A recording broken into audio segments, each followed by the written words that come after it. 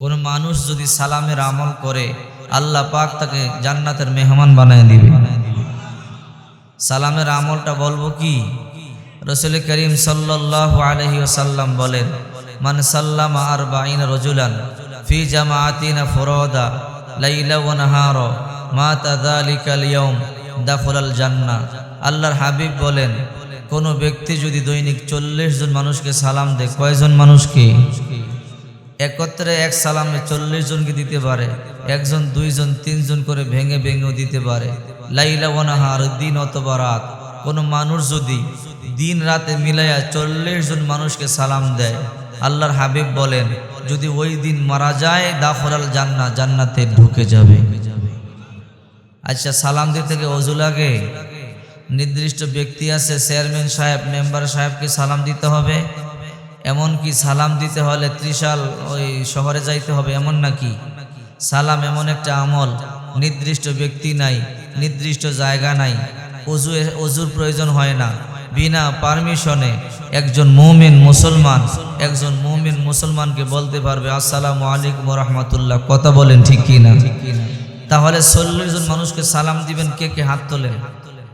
আল্লাহ প্রত্যেকের হাতগুলো কবুল করুন, সকলে বলে আমিন।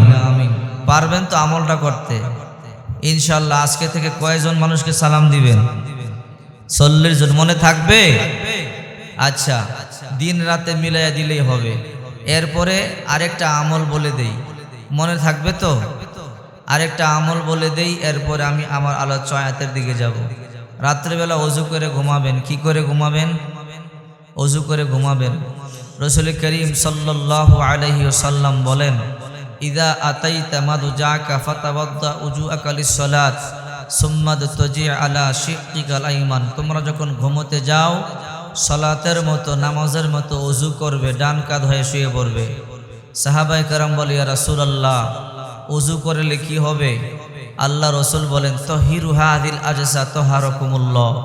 যদি কোনো মানুষ ওযুর মাধ্যমে পবিত্রতা অর্জন করে, আল্লাহ তাকে পবিত্র মানুষ বানায় দেয়। এই জন্য ওযু করা দরকার, আছে না নাই?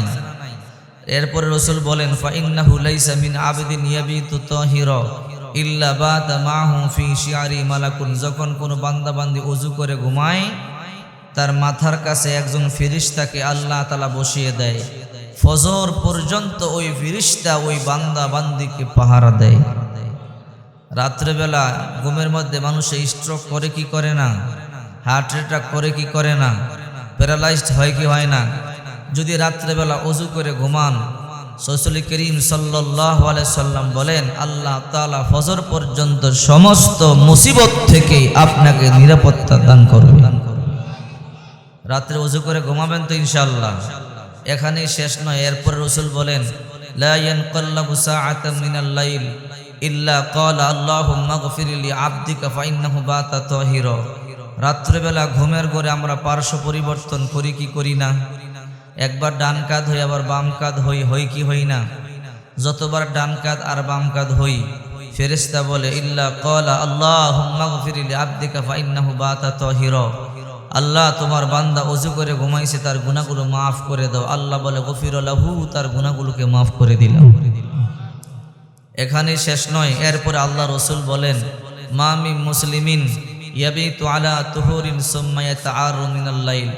তোমরা যারা ওযু করে ঘুমাবে, ওযু ছাড়া যারা ঘুমাবে তাদেরকে বলে নাই, রাত্রেবেলা ওযু করে যারা ঘুমাবে, আল্লাহর হাবিব বলেন, তোমরা একটা কাজ করবা।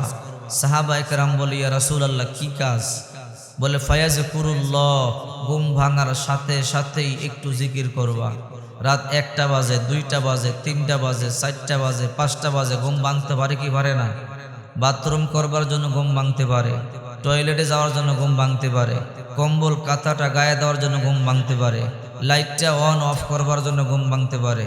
ডাজ নট ম্যাটার, যে কোনো কারণেই যদি ঘুম ভাঙে, যদি ওযু করে ঘুমাইয়ে থাকেন, আল্লাহর হাবিব বলে একটা কাজ করবা।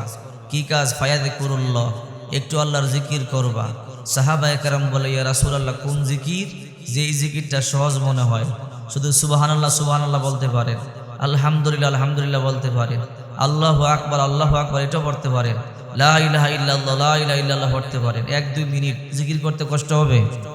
তখন নতুন ওযু করা লাগবে না, ঘুম ভাঙার সাথে সাথে জিকির করে আল্লাহর হাবিব বলেন ওয়াসআলুল্লাহ খায়রা মিনাদ দুনিয়া ওয়াল আখিরা, আল্লাহর কাছে হাত তুলে যা চাইবা আল্লাহ পাক তোমাকে তাই দিয়ে দিবেন।